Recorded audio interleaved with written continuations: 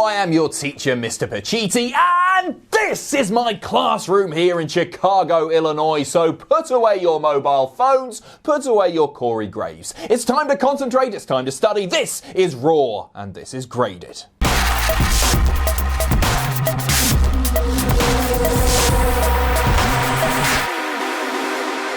Fresh off of the Red Brand's defeat at Survivor Series, we are kicking things off with the entire bloody Raw locker room. But most importantly, the locker room leader, Seth Rollins. Burn it down. Rollins is immediately showered with CM Punk chants, to which he replies he tried to make Philip turn up, but Philip wants to sit behind a desk in Los Angeles and talk about a change that he's too afraid to make. But this isn't about CM Punk. This is about the bloody crap state of Raw, something that I've been saying for a while. Seth says he is aware that Raw got trounced, and seeing what Raw's become, it breaks his heart, man. And this is gonna sound harsh, but it's gotta be said, you all sucked. He says that we went from being the A show to the C show, so we need to take our Raw flag and plant it in the ground once more. Make Raw great again. I like where this is going. And then he starts singling people out. Randy Orton, you sucked. Charlotte Flair, you sucked. AOP, you didn't even turn up last night. You sucked. Rey Mysterio, you sucked. You're the suckiest bunch of sucks that ever sucked. And as he runs down the entire Raw roster one by one, they all start to leave, walking up the ramp, except for one man. And that man is Mr. NXT, Kevin Owens. But Kevin Owens doesn't say a word, mostly because Seth Rollins won't shut the hell up about how much he loves Monday Night Raw and how Kevin Owens will never be Seth Rollins. Thank the Lord. So Kevin Owens hits him with a stunner,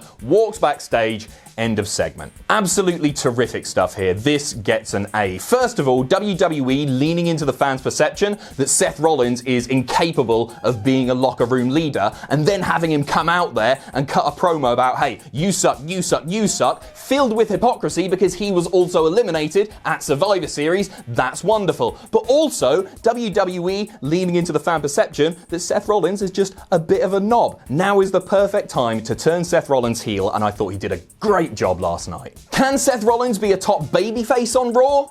No, I don't think he can. Can he be a top heel?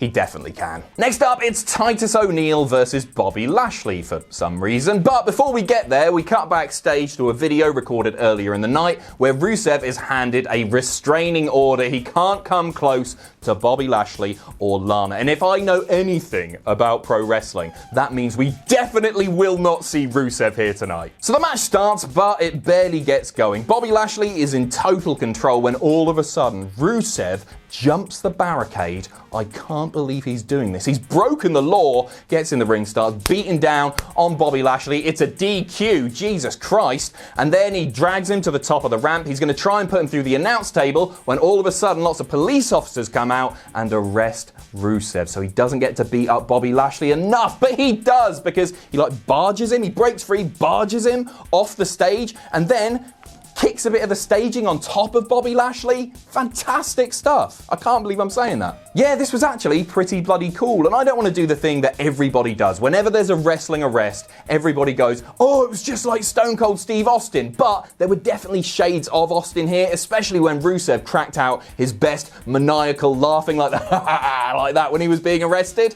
It was good. It was really good. I'm not a fan of this feud, but this segment was effective. It gets a B+. The crowd were fully behind Rusev last night, and more importantly, they kept things simple. They let the actions do the talking as opposed to the words, which, let's be honest, the words have been pretty hit and miss over the past few weeks. Has this gotten me into the Lashley, Lana, Rusev stuff? Not quite yet, but it's a step in the right direction. And with a few more weeks of effective stuff like this, maybe an interesting stip in place, I think we could have a pretty fun match at TLC. What I'm saying is, I'll be happy to eat my words on this one. Next up, those lazy bastards, the AOP, make their return to the ring in a match against Hawkins and Ryder, and as you can expect, this one didn't last long. AOP just destroy the former tag champs with some hard-hitting offense, definitely the right call, and I'm giving this one a B+ too. Sure, the match itself wasn't that interesting, but it portrayed the Authors of Pain exactly the way the Authors of Pain should be portrayed, as a couple of dangerous, unforgiving beasts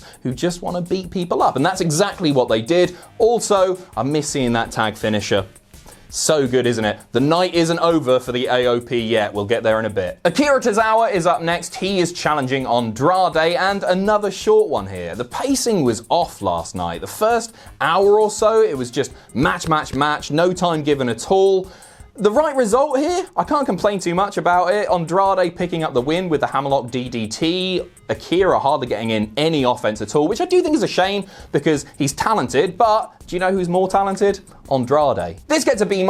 Keep building Andrade and all will be right in the world. Sure, I'm a bit sad about Akira Tozawa because I think this indicates that WWE maybe don't have that much for him, but not everyone can win all the time, and Andrade is fantastic, so let's move on. Next up, it's a bloody return. I love a return, and not just any return. It's the return of 1998 Matt Hardy, complete with the Hardy Boys theme and the slightly too tight vest thing. And I bloody love Matt Hardy. Welcome back, buddy, but not a great night for him. Sure, it's a little bit of a shame not to see Matt Hardy coming out all broken, but it's very clear also that WWE didn't get that character at all. I know there were trademark issues, but even when they sort of ran with it, it just didn't feel the same. So if Matt Hardy's new role is putting over new, fresh, younger talent, then the retro Hardy thing, I think that makes the most sense. It feels that maybe, unfortunately, the broken stuff in WWE, the moment's past. And that putting over younger talent is exactly what we saw last night. In this match with Buddy Murphy, it was largely competitive. The two worked really well together.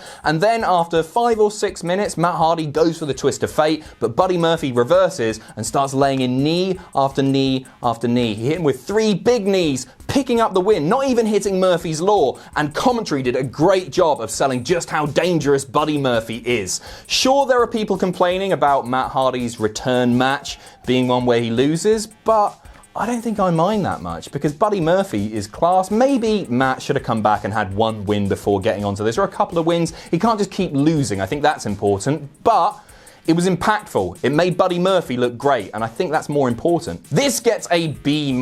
After the match, Buddy Murphy grabs a mic and calls out Aleister Black. Knock, knock, knock. Aleister's music hits, but he pegs it down to the ring, a touch which I really liked, and starts laying into Buddy Murphy. He's not Aleister's buddy guy, and Murphy retreats, goes up the ramp. That's your lot. Effective stuff once again. Given time, these two should be able to pull out something magnificent. I just hope that they are afforded that time. Next up, it looks like we're going to get Humberto versus AJ Styles for the US title. However, as Humberto Carrillo is making his way to the ring, the OC attack him from behind and lay him out, which brings out Ricochet, and Ricochet's like, oh, are you just gonna beat up anyone who wants a US title match, AJ, and you bloody goons? I want a title match right now. AJ refuses though, so out comes Randy Orton, and he wants that gold as well, but AJ's like, no, I've beaten both of you. So out comes Drew McIntyre, he wants a bit of that US title, but AJ's like, no, and that brings out Rey Mysterio, and he's like, I'll have a go, come on AJ, and AJ's like, no, but long story short, we get a number 1 contenders match, fatal 4-way, Rey Mysterio, Drew McIntyre, Ricochet, and Randy Orton. Now, really fun match here where every guy got their time to shine. Ricochet and Rey Mysterio doing some cool stuff, and Randy Orton doing some headlocks or something. Drew McIntyre, I think he was the star of the match. Even though he didn't win it, he's a guy who knows how to maximize his time on TV. Everything he does looks so impactful, and he was just brutalizing people last night. Really great stuff. It was pretty fast-paced throughout, and a lot happened, so I'm not going to try and run down every spot or anything, but a couple of the spots that I did really enjoy. Drew McIntyre hitting a double German superplex to Rey Mysterio and Randy Orton. That was lovely. Randy Orton with a great RKO, as always, as Drew McIntyre sets up, starts running for the Claymore kick. Orton grabs him, RKO, lovely stuff too. Orton looks like he has it won, but no. Interference from the OC, they take out Orton on the outside, which allows Rey Mysterio to pick up the win with a cheeky little inside cradle.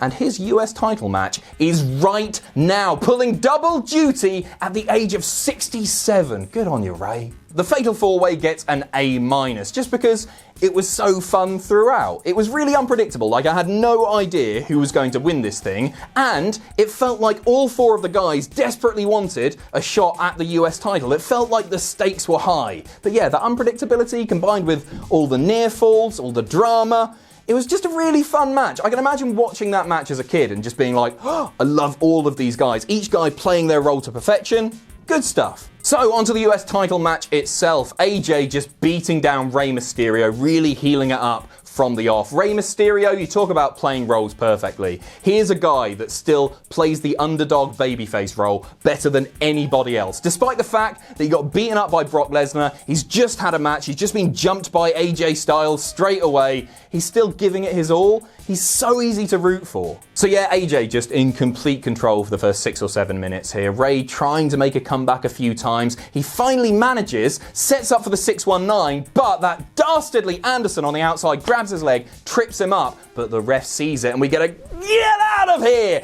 The ref sending the OC to the back. AJ seizes the opportunity though. Rey is down on the floor after being tripped up. AJ just lays into him again, hits him with a calf crusher for a great near fall, and then goes for the Styles Clash, which Rey reverses for another great near fall. And these two guys together, it's magic. It's genuinely magic. It felt like we'd gone back like 13 years and it was peak Rey Mysterio again.